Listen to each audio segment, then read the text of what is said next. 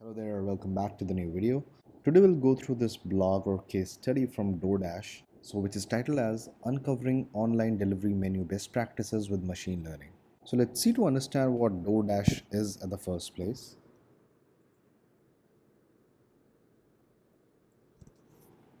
Okay, so it's an online food ordering and delivery platform that majorly operates in United States.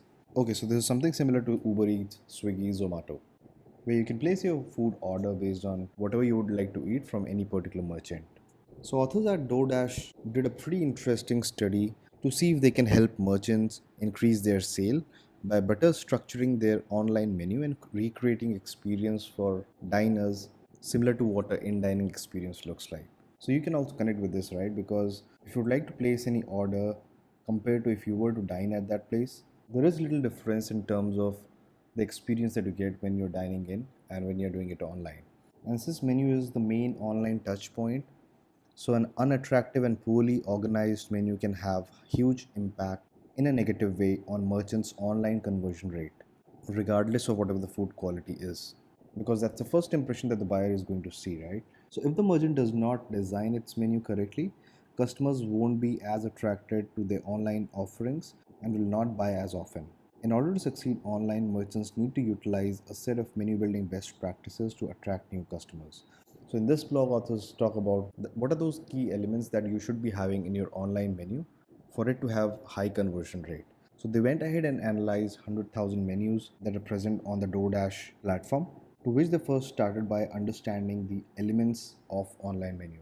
So, they kind of divide everything in three phases. First, being the structure of the menu, which kind of talks about the complexity, whether it should be short, it should be simple, whether it should be long or detailed, all of that stuff.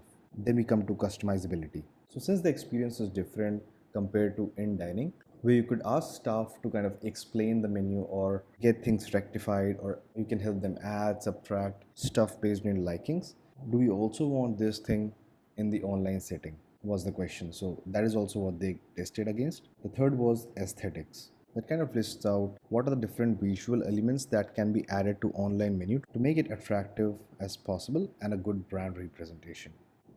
So to their luck, they already had 100,000 of restaurant menu data that's formatted in a way that was easy to analyze, because a typical parsing of these menu won't work, because these might not be really put down in a structured format. So for example, if I am one of the merchants that want to list myself onto, let's say, DoorDash platform, and I have scanned the menu that I have usually for my dine-in, a typical way to digitize is to kind of have someone type it out in an errorless manner. Although you could also design pipelines for extracting relevant items that's based out of OCR. But again, OCR might not be reliable in this case because it's a non-linear structure to how document would be constructed, right? Because you might have n number of columns, you can have n number of rows under which you would be listing out products from different categories. Let's say appetizer is under column 1, then desserts is in column number 2, and then you have, let's say, pizzas, pastas as column 3.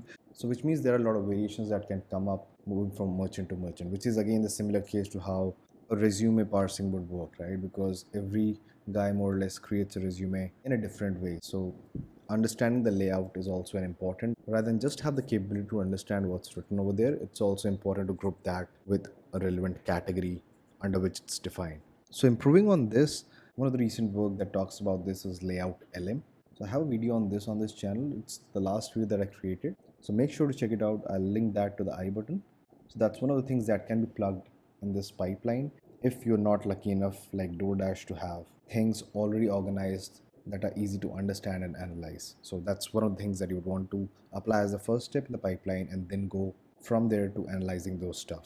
Okay, so the metric that define in terms of seeing, okay, what menu works really good is based on conversion rate. So which is like, if this menu was seen by 100 people and 80 people end up ordering, so you'll have like 80% is the conversion rate for this menu.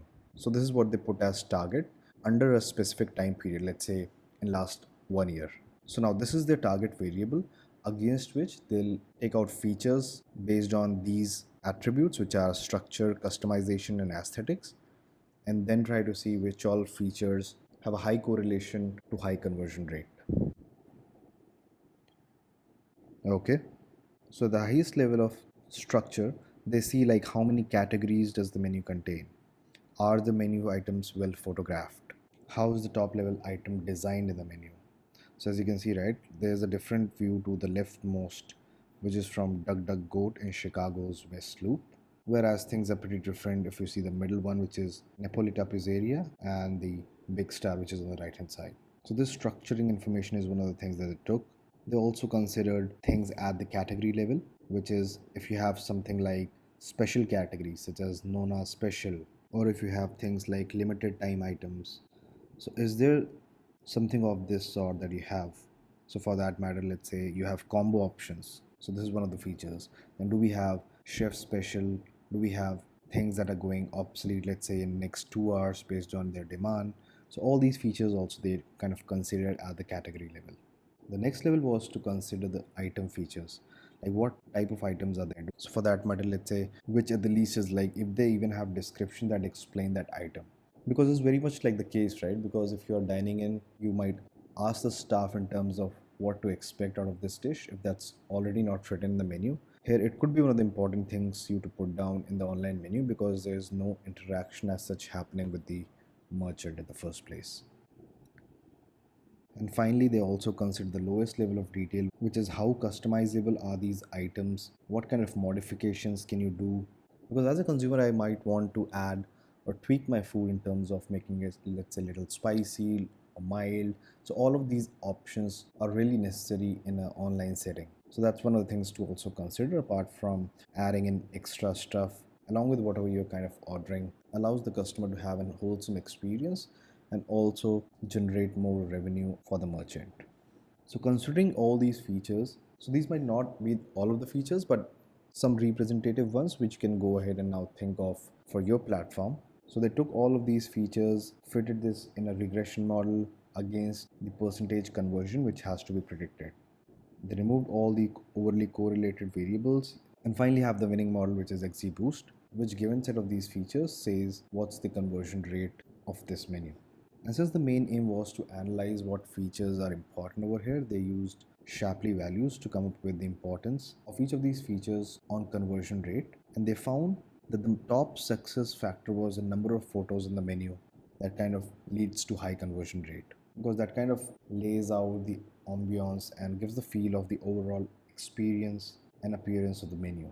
Other top factors included the higher customizability of the items because customers enjoy some optionality within top items and the ability to customize an item provides a degree of familiarity against with dining in. It's easy to imagine a customer being turned off if they can't ensure their food is mild, spicy, or medium. Also, they found like healthy mix of appetizers and sides also converted better. Not only this, they also found a couple of things with respect to cuisine, which is like if you're talking about let's say Chinese menu, then usually you'll find these menu to be little long with a lot of items listed. So that's one of the things customers appreciate when it comes to browsing Chinese menu. Not only that, but also having description was some of the things that was appreciated in this setting. So yeah, that was good case study to actually go through. So yeah, that's it for this blog. Do tell me how did you like this blog? This was something new that I tried today. I'm planning for some more case walkthroughs like this. So for example, if you see the Amazon.com and let's say I search for iPhone cable.